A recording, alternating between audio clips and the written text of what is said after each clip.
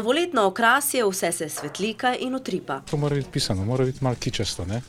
Pa predvsem, da je kaj pod smrečico, ne? Jaz sem imela prej zmeram naravne smreke, dokler sem bila na deželi.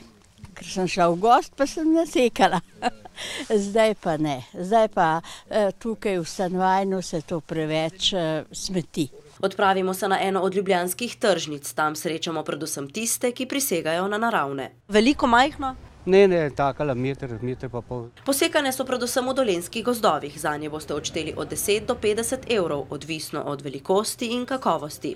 Ta recimo pred nama? Ja, tam, kolikor je stranka, ne vem, 20, 25, 30 lahko.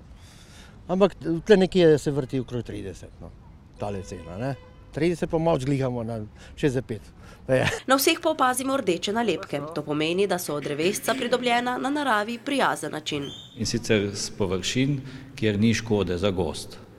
To so pa v glavnem površine po daljnovodi, robovi gozda, ob cestah. Če sicer velja pravilo manje več, pa je pri okraševanju smrečic ravno obratno.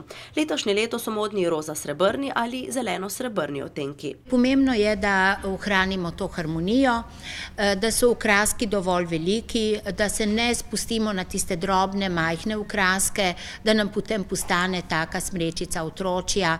Na številnih ne manjkajo niti utripajoče lučke. Gasilci svarijo, da je pri nakupu teh potrebna posebna pozornost, da ne pride do neljubega požara. Treba biti pozorno, da se kupujejo lučke, ki so pač opremljene z ustreznimi certifikati in da se jih uporablja po navodilih proizvajalca. In dodajo še, da bodo z nekaj previdnosti tudi pri uporabi pirotehničnih sredstev prihajajoči praznični dnevi še lepši.